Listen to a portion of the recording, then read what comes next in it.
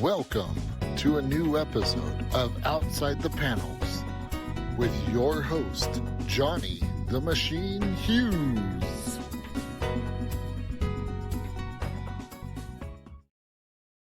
Everyone, to an episode of Outside the Panels. I'm your host, Johnny the Machine Hughes, and as you know by now, as you should know by now, I love a good Kickstarter.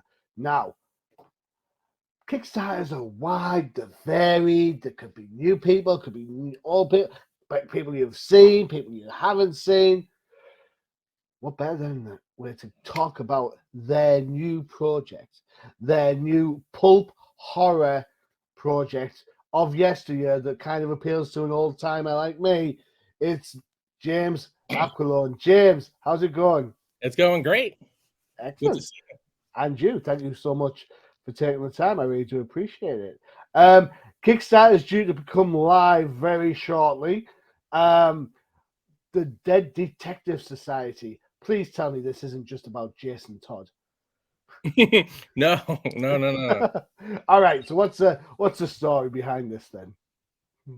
Well, it's a collection of short stories, and they're all featuring your weird supernatural detectives and private eyes. I had a character that I've been writing for a while called Dead Jack, who's a zombie. Okay. So that's where it really started from. And there are a couple of other zombie detectives out there that I learned because I wrote the first story years ago, and then I learned that Kevin J. Anderson, he has a zombie detective called Dan Shamble, and Tim Wagner has a series called Necropolis, and he has a zombie detective as well called Matt Richter. So fast forward a few years after I started writing my Dead Jack series, I started working with these guys and knowing them. So I said it'd be cool if we did a book and we put our characters together, and then we invited a bunch of other people, and it kind of grew from there. So, book. So we're talking a literary book, yes? Yes, prose book. Yes. So, what is it about? I suppose what is it about prose that lends itself to horror that perhaps comic books don't always manage? I think with prose, you can really get inside the person's head, Okay. the reader, because you have to read it, and then you have to, consume those words into your head. So I think that if that's one thing that prose does, comics does that to a degree because you're reading it too. But I think you really have like that kind of intimate relationship with a story when you're reading it, so it can really get into your head and kind of, get under your skin and creep you out if it's done right. It's harder though, I think, to scare people just through the written word though. See, I'm sorry. I'm really sorry. View from the cheap seats, I totally disagree with this. On your blurb, you've talked about the writing of certain characters, and the styles of certain authors, and J.R. Lonsdale's on there. All right. And now I read a Batman story called Subway Jack years ago, back in I think 1989, and I swear to God that story scared the living bejeebers out of me. And on top of that, I must have read more Batman comics than I've had hot dinners twice over, right? This story absolutely affected me. Horror's hard outside of the movies because, you've got the music, you've got the lighting, you've got all that stuff going on. Yeah. In the comics, it's hard because you lose the music. But when you've got the prose, when you've just got text in front of you, man, your mind... There is nothing scarier than what you can think up of. Yeah, that's so when you write in a book, the spider crawled across the stairs, you think, oh yeah, it's a spider. No, if you're scared of spiders, you think it's 8 foot long, with legs as long as God knows what, and fangs. You know what I'm saying? So that's the trick. Yeah. Get the reader to start imagining all the horrible things. So you're really just kind of suggesting. And then, well, I mean, that depends on the reader. If the reader really have like an overactive imagination, it works more. So if you're that type of person that will, start getting a little anxious and start worrying, like, wait, what about this and that? It can be really, once you let your mind go to that point, it can be terrifying. I'm not a huge horror fan. I've said this before, but I remember reading the Buffy series, a book by Christopher Golden, and honestly, I love Buffy the TV show. You know, who doesn't love Buffy, right?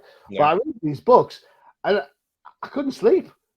I'd have to I'd read them, and then I'd get to the point where compulsion kicks in. Like I have to read, I have to find out what's going on.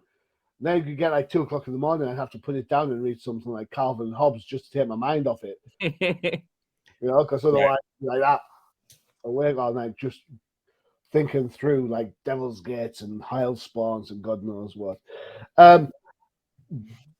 That's horror. That's one element of horror. You guys are going the other side. You're going pulp. What is it about pulp? And when we say pulp, I automatically think of things like Doc Savage, The Shadow. You know, even my wife knows The Shadow knows and laughs manically. So we love The Shadow. So what is it about pulp and horror that makes it go well together? I think pulp is just more fun. Pulp was kind of not pretentious, and it wasn't trying to be high literature. It was just I just want to entertain. Yeah, that's what my Dead Jack books were always about, just being entertaining and kind of silly. So but pulp was really it was pretty diverse. I mean, really, I work for Weird Tales magazine now, but Weird Tales was one of the biggest, or really even maybe the first horror pulp magazine. Started, and actually this is the 100th anniversary this year. It started in 1923. Cool. Right, so Weird Tales, mostly known for publishing Lovecraft, and they published Robert E. Howard with the Conan stories. So they weren't what you consider today the stereotypical pulp, because they were a little more literary at times.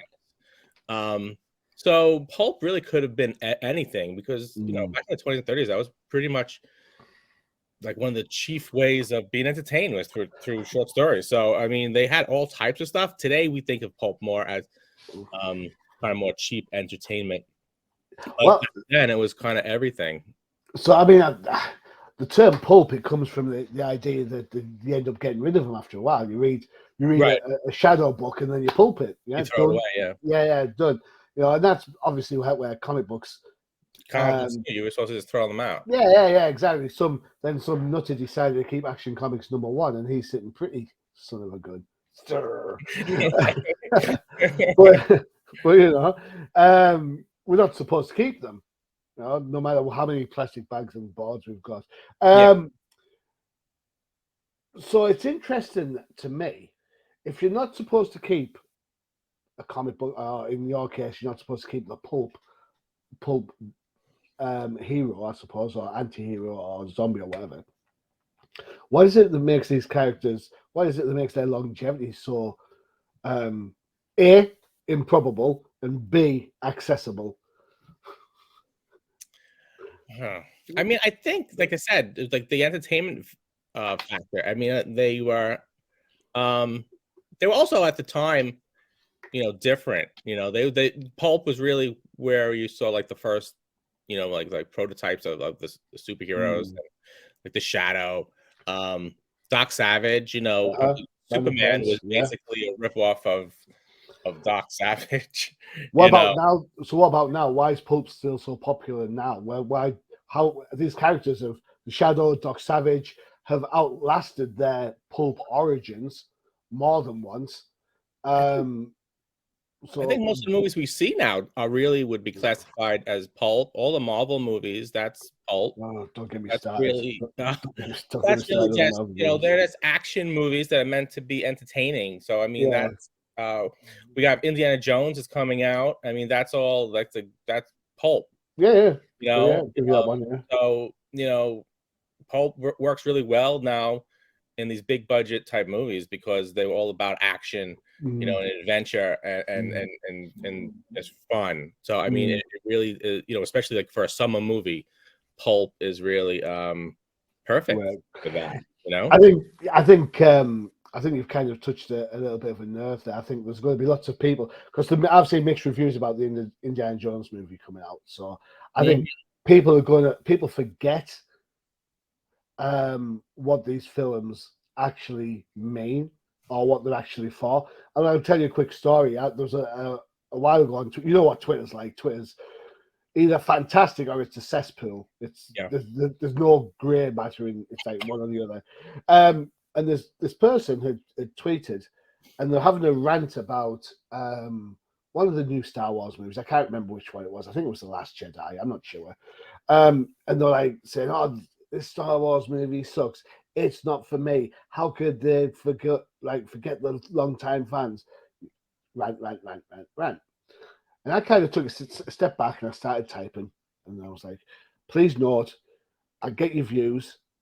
I kind of understand it, but you're forgetting that Star Wars is and always will be a kids' movie.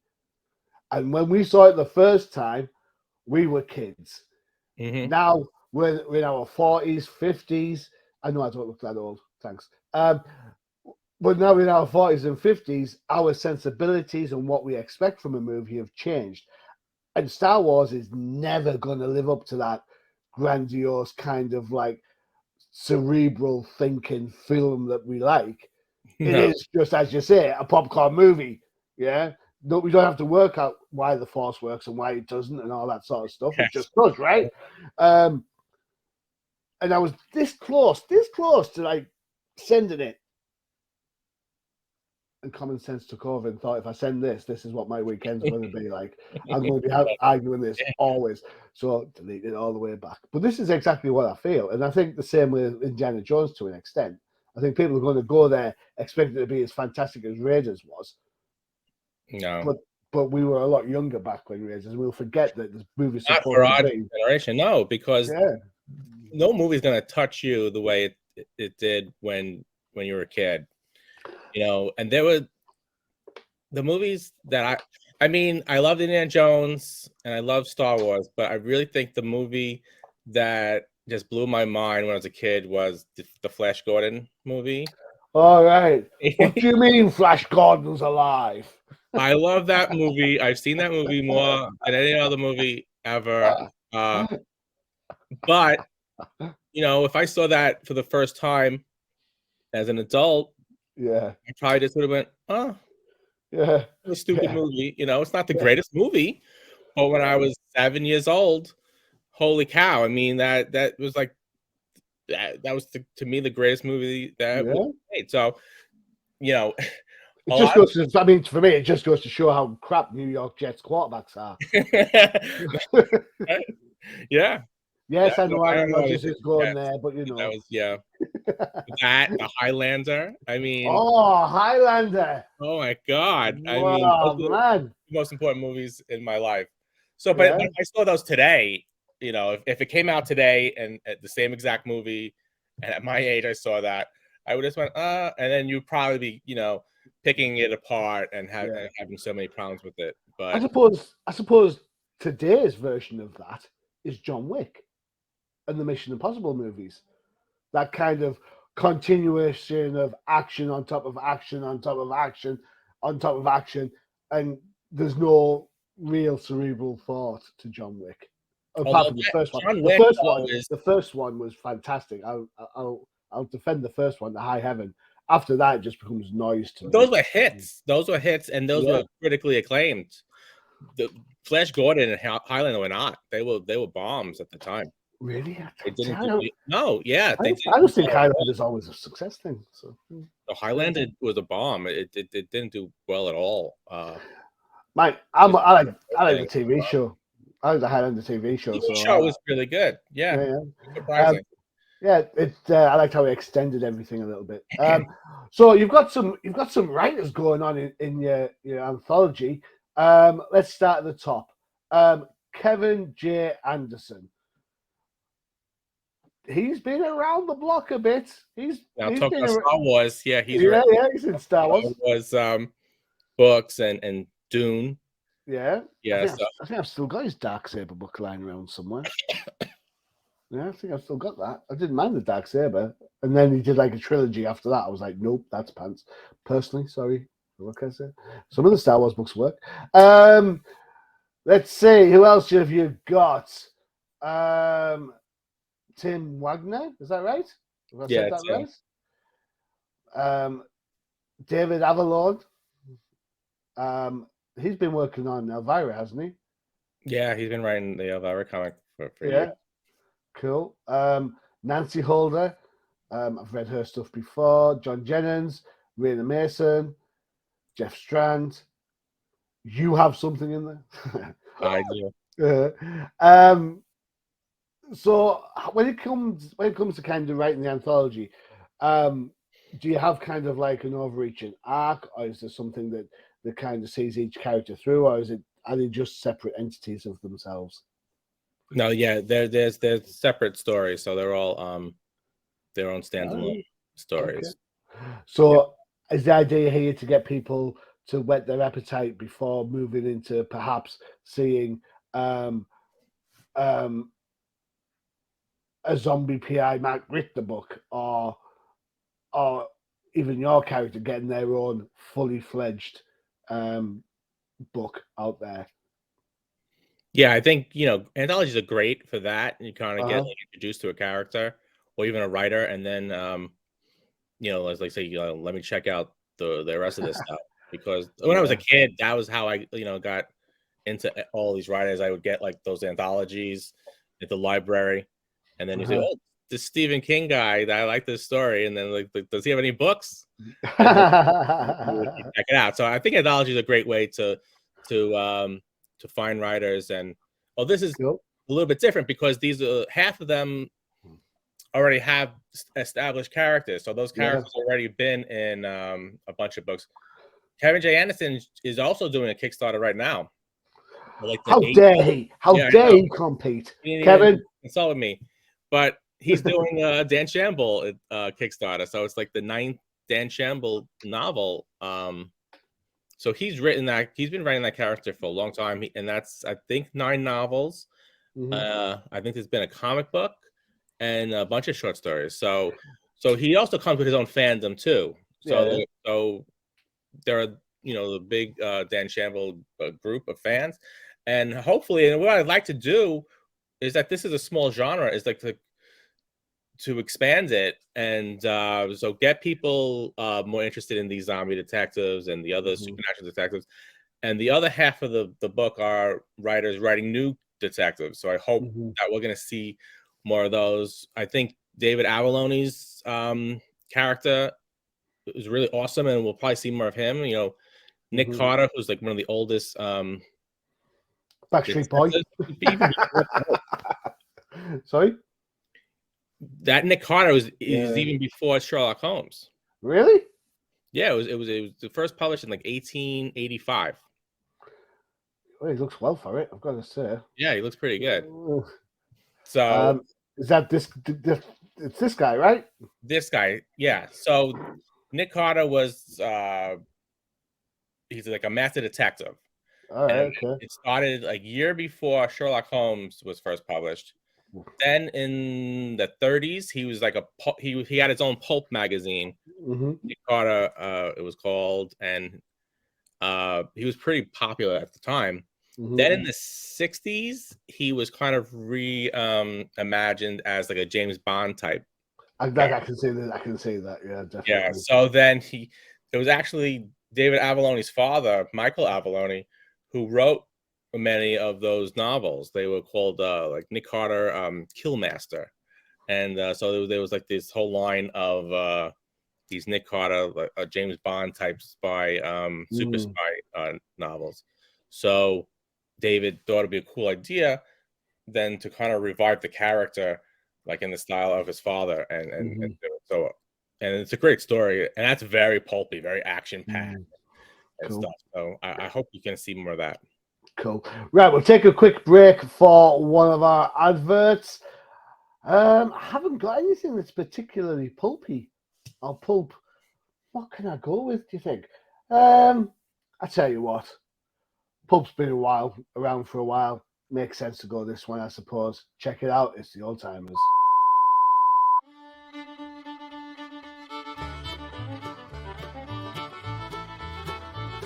Do you want to find out what makes the professor do his happy dance? Check out the Old Timers Comic Book Show, only on the UCPN. Go, the Old Timers Comic Book Show, the show where the hosts aren't old, but the comics most certainly are, and also has the best theme tune ever. So there you go. What more do you want? You know, I'm sure. You know what? I owe somebody a talk about the Shadow. I do owe someone keeps asking me, can we do the Shadow? So we have to keep talking pulp. We have to get there, I suppose. Let me ask you a quick question about Kickstarter. It's interesting. You mentioned Kevin's got a Kickstarter for a book already is going on. He's an established writer, established author, cross genres, whether it be Doom, whether it be Star Wars, whether it be pulp stuff. Why is it, do you think, that Kickstarter attracts both new creators such as yourself who are kind of already within a genre, and then sidestepping, is that the right word? I don't know. Or as well as like the more established creators. How can one platform service so many different diverse creators?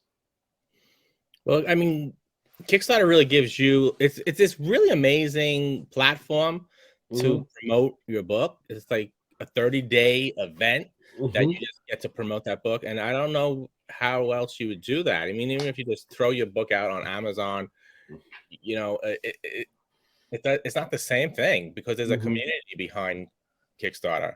Right. And, you know, they have a lot of these like super backers too who back everything. And it's great. And you get to interact with the fans, and they get to also you know, participate in the whole process of putting the book together, because you're doing this months before you put out, and sometimes you barely sometimes you only have an idea. So they get to really help you to build it and become part of it. And that's something that you don't have if you just put your book out. It's already done. Yeah. Put it out on Amazon or you put it into bookstores. You don't get that that participation with the readers, and they can be part of it. So that's what I think is really great about Kickstarter. Logistically speaking, I suppose it also helps you run the numbers, right? If you run a Kickstarter and you get 125 backers or 200 backers, you think to yourself, right, that's X amount of product I have to make, depending on what tier you've gone for, and have you got asked for the PDF, or have you asked for the Real I Am, or whatever stretch goals you've got going on there. So I suppose from the cost of production point of view, it does make things a little bit more efficient. You're not having to print shed loads of books for it not to be picked up and then ironically be pulped down the line. So I suppose there's that element as well. I'm just curious why people who are established need Kickstarter, because surely Kevin Anderson can rock up onto, you know, Bantam Press and knock on the door and say, oh, I've got a book, and Bantam Press go, yeah, great, let's go for it. You know, it's the idea of it. I mean, you can make money too, because, well, the publishing industry is terrible. That's and most publishers harsh, but are looking to pick you off. So I mean, almost every deal I've had has been terrible, and they're looking to steal from you. I mean, so I had a publishing deal, and I got my first royalties for the print books. And you know what you make on a print book per sale? Go on then. I made 40 cents. 40 cents on one book. One book that was sold for between $20 and $30. You got 40 cents. I get 40 cents per sale, and that's typical. That's worse than YouTube algorithms. Yeah. So after all the cost and all this and that, that's what you get, and that's not unusual. You can get between like 25 cents or 50 cents for a print book. You actually do better on ebooks. Because you can get like $1 or $2, because there's not as, you know, it doesn't cost as much money to put, you know, to do and there's a lot more risk, because if you're putting the books out into bookstores, you can get returns, and the returns. Yeah. So the publisher is gonna, just lowball you, and you're not gonna make much. So Yeah. when it's Kickstarter, I don't have to worry about that. There's no things, there's no returns. Yeah. Direct is just me. I don't have to. There's no middleman. Kickstarter takes a very small percentage. So if I sell a book through Kickstarter for $30, I'm making almost all of 25. it. You just take out like 8 cents and whatever the cost for the book and the shipping. And so let's say $30, if you can, get a profit of $10, $15 instead of 40 cents. So that's why a lot of people now are going to Kickstarter and selling directly, because you're going to get ripped off, and there's so many other people to pay. Yeah. So you can lose a lot of money. You've hit a bit of another nail on the head for me, because obviously, as you can tell by my dulcet northeast UK tones, I'm in the northeast of the UK. If I'm doing a Kickstarter or if I'm backing a Kickstarter, I am very much aware of things like PDFs, ebooks, because you know what? I don't mind dropping whatever for a Kickstarter. I don't mind saying, $5 for this comic book or whatever. What I do mind is then having to pay another $25 to get it shipped from the States to me. Yes. Because then it doesn't, it becomes cost prohibitive for me. And as much as I love reading comics or books, and I prefer to hold the things in my hand, if it's going to cost me $25 to do that, I'm not doing that. Just send me the electronic version. Just send it over. Yeah, I mean, that's one of the. That's what I learned. That's one of the real big pitfalls in Kickstarter is the international shipping, and that can wipe you out if you're not aware of all the rules and the prices. And then you guys have Brexit, and that screwed everything up. Yeah, changed the whole all kinds of stuff. So I can send a book to the UK and it's without paying VAT. But if I throw in anything like a print, then I have to do VAT, and then if I don't, and you have to register supposedly, and it will cost you thousands and thousands. So basically, what you're saying is I'm not getting a T-shirt out of this. Is that what we're saying? The T-shirt you can, because the T-shirt I have a place that does it, and they print it in the UK. All right, okay. That's the one thing I can do without it won't cost you any extra shipping. The T-shirt, I love doing the T-shirts because I can ship them around the world. Yeah. The printer ships them out. Yeah. So that I can do. The book I can do for cheaper now, but I don't ship out posters or prints. Yeah. International. It's always insane. Yeah. I was thinking about this the other day. I was talking to somebody else on the Kickstarter, and I was kind of thinking to myself, like fulfillment centers. It's odd because to print the book or to print whatever, you need a printer, and I'm thinking to myself, like a printing company, not like an Epson or an Exmark. That's not what I mean. I'm thinking to myself, surely to God, there's a printer in the UK who could take that on as a fulfillment center. You know what I'm saying? If you rocked up and said, "Oh, by the way, I need 100 copies of this book in the UK," surely it might be more cost effective to speak to a printer in the UK to print the PDF or the digital version of it and say, "There you go, bind up as a proper book," and do it that way, than have to expect people to have to ship it over individually. I don't know. Maybe I'm highballing. Obviously, people have thought about this sort of stuff. People who are bringing it in. There are things like that, but that becomes sometimes there are fulfillment centers that you can do. Actually, I did talk to a fulfillment center cool. in the UK, but then they gave me like a contract, and it was really terrible. Like they basically warehouse my books forever and not ship them. So I was like, forget it. So sometimes, even though that seems like a solution, it's not, because everybody's looking to rip you off. Yeah, everyone's trying to make a book somewhere along the line. Yeah. That's a book as in money, not book as in flip through the pages book. Right. Let's get that clear. When we talk about your book and the anthology aspects, I'm having a look through it, and you've got a zombie, you've got another zombie, you've got like 3 zombie type detectives. At least 3, yeah. Yeah, I would have thought you should have a werewolf in there. He'd be able to sniff out crime, right? I was trying to get a werewolf. Jonathan Mayberry So Jonathan Mayberry's in it. He was like one of the last guys we included, and he has a werewolf detective. Yeah. Sam Hunter. And I said, let's do Sam Hunter. And he's like, no, I have a new idea. So he's gonna do something different. So I didn't get the werewolf detective in there. But we do have 2 werewolf stories. Yeah, okay, cool. So if I send you a script for a werewolf story, well, I might make the grade, is what you said. You'd have a good chance, yeah, because we want werewolves. So that's the thing, is that I'm hoping this is a like an annual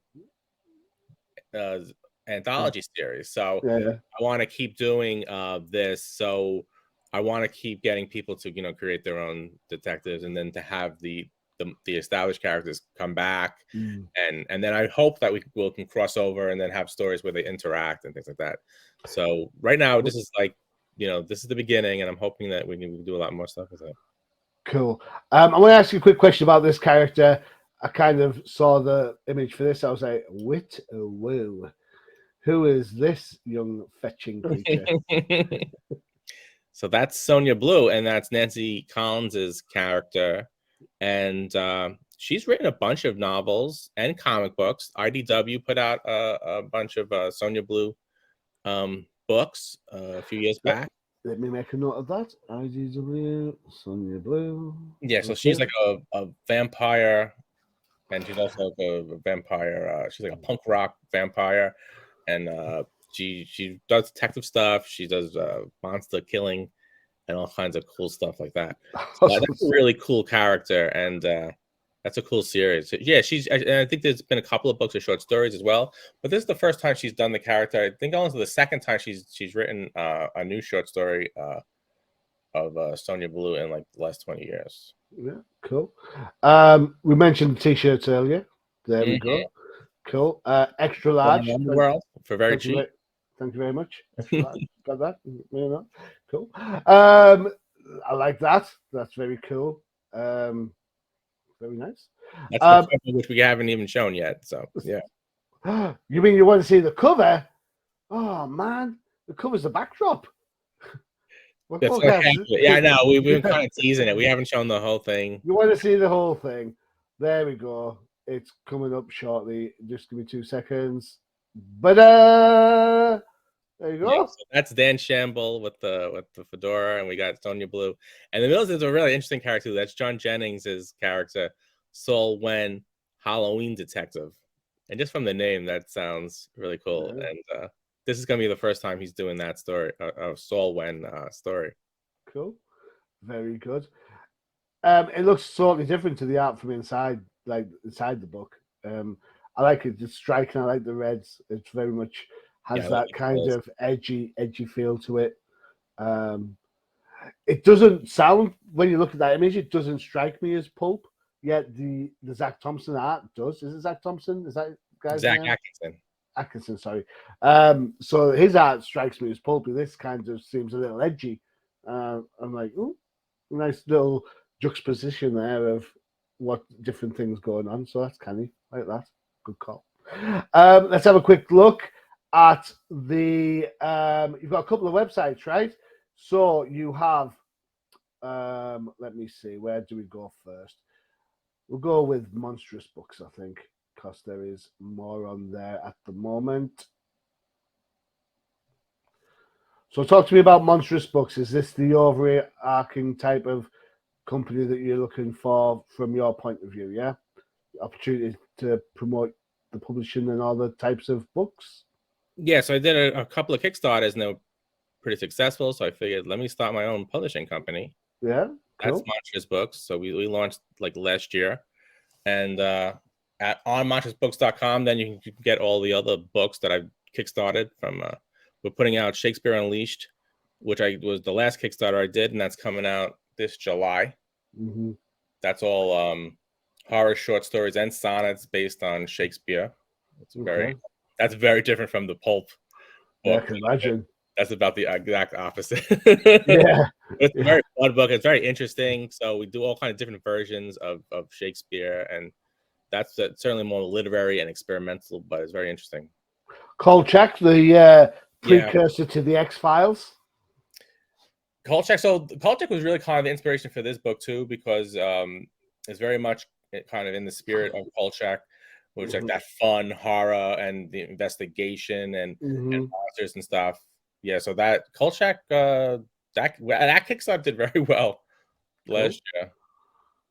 And then this is my first anthology and Kickstarter, Classic Monsters Unleashed. So that was all new stories based on Frankenstein, Dracula, the Wolfman. Oh, that's all good stuff. Excellent. Yeah. Cool. So, if we talk about classic Universal monsters, then who's your favorite? I mean, I would say probably Frankenstein. I mean, Dracula's cool too. They're all pretty cool. I know it's like trying to pick your children, which one goes to college and all that, but you got to pick one. I got Adam right here. Hey, Frankie, there you go. Frankenstein's monster. He's always by my side. Yeah. Cool. Excellent. When it comes to these characters, there have been like different interpretations. How does that kind of shape how you address these characters? So I'm thinking predominantly the first couple of seasons of the Penny Dreadful series, which I think was, I think it kind of did horror seriously. Yeah. In that same sort of kind of Victorian style of seriousness. You know, you had it was kind of like the League of Extraordinary Gentlemen. I was going to say that, yes. But kind of like literally, it was out on TV. You had like, so there was, you know, the witch, and then you had I've forgotten his name with the painting. Oh, Dorian Gray. Dorian Gray. You had Frankenstein's monster in there. You had Frankenstein's monster's bride. Oh, you had the whole lot of them.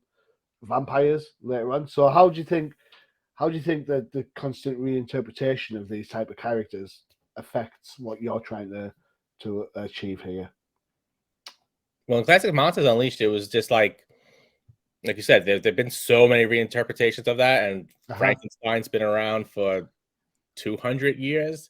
200 years. 200 years, over 200 years. 1818 was when the book was first published.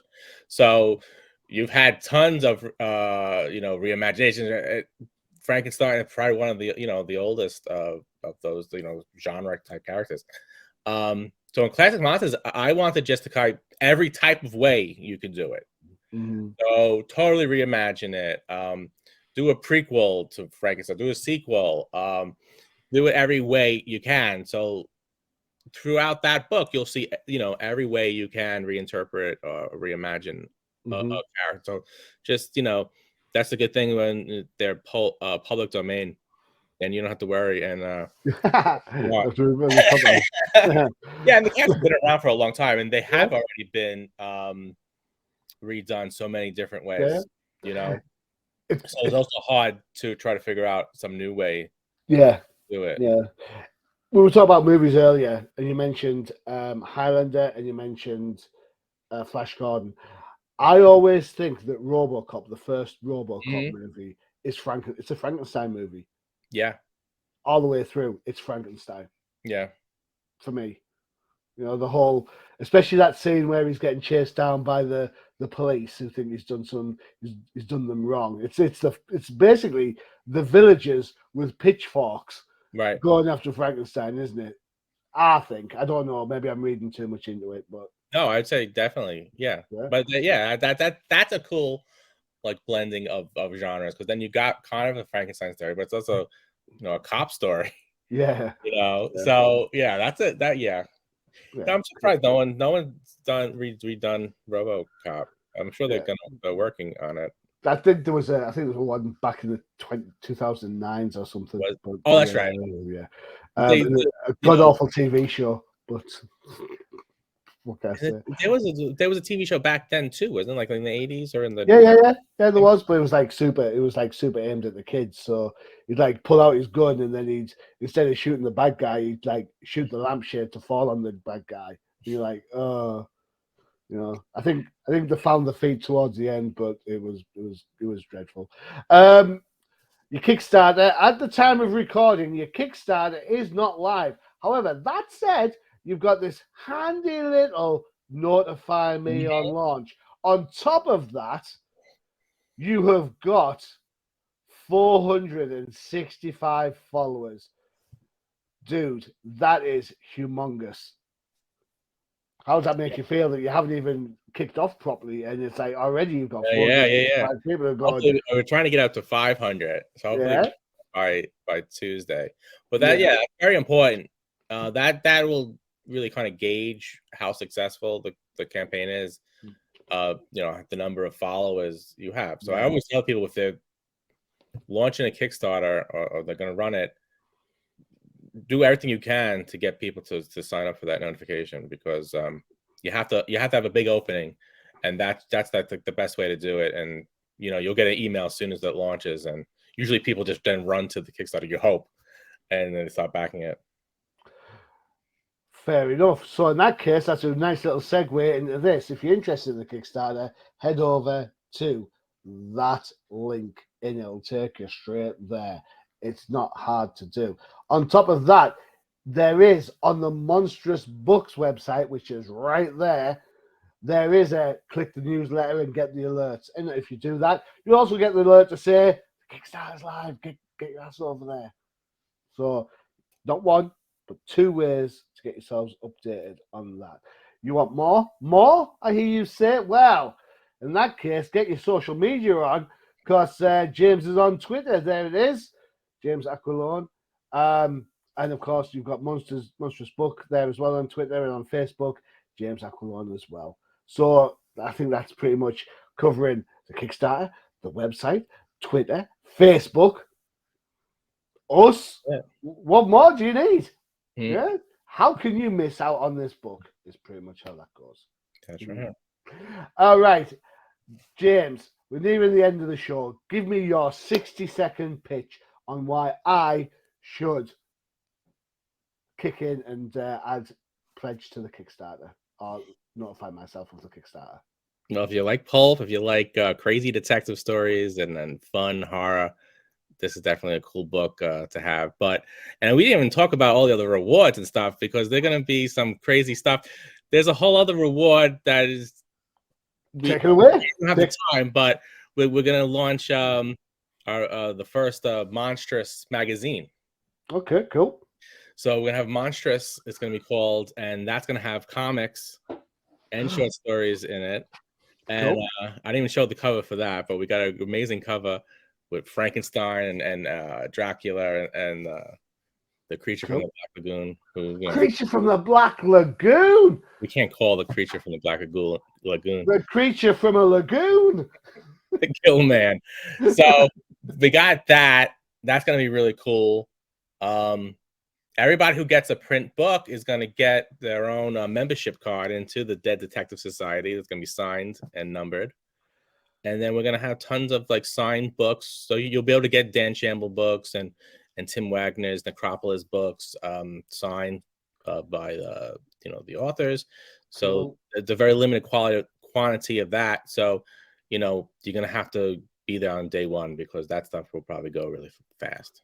Cool. So day one, it's a great time to bring this up. Day one is the 6th of June. What time? Probably I would say 11 a.m. Eastern Standard Time. Yeah, something like that. All right. So 11 Eastern for all you non-time zone aficionados. UK time, just add 5, man. It's simple as that. Add 5. That's 4 p.m. in the afternoon. Yeah. All right. Slap bang in the end of your work day. What more could you want? What's the best excuse to shack off work for another? Sorry, I can't get the project done. I'm too busy doing a Kickstarter. That's what you want to do. Don't tell anyone I said that. Thank you. I don't want the letters of people getting angry. Simple. James, it's been an absolute blast speaking to you. I love the passion you have for the series. I love the idea behind the pulp, and you're obviously a huge fan and an expert in your field, and it's great to see that sort of transcribe into something like this, where you can actually drive people further and show them the joy that is the pulp characters, and get something out of it in a new turn. I think that's absolutely spot on. Well done, sir. Well done. Thank you. Yeah. The Kickstarter is live on the 6th of June. So don't forget, head yourselves over there. get yourself registered either via that link or by the Monstrous Books link. It is that simple. And then you can go from there, get it sorted. And then you can, once it's live, you can get your rewards, whichever one you want. Simple as.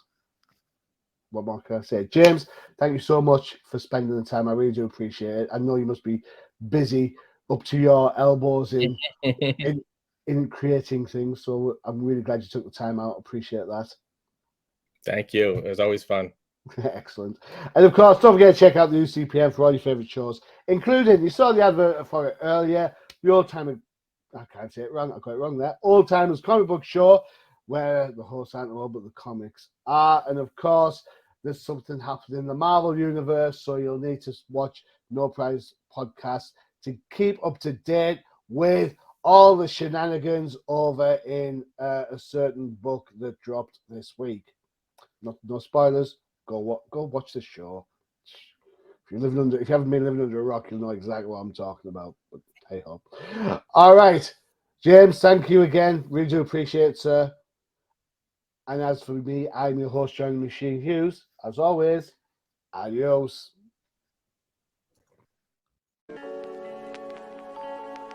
Visit undercovercapes.com for the latest and greatest podcasts via the Undercover Capes Podcast Network. Also visit our parent company website, comiccrusaders.com, all about comic pop culture.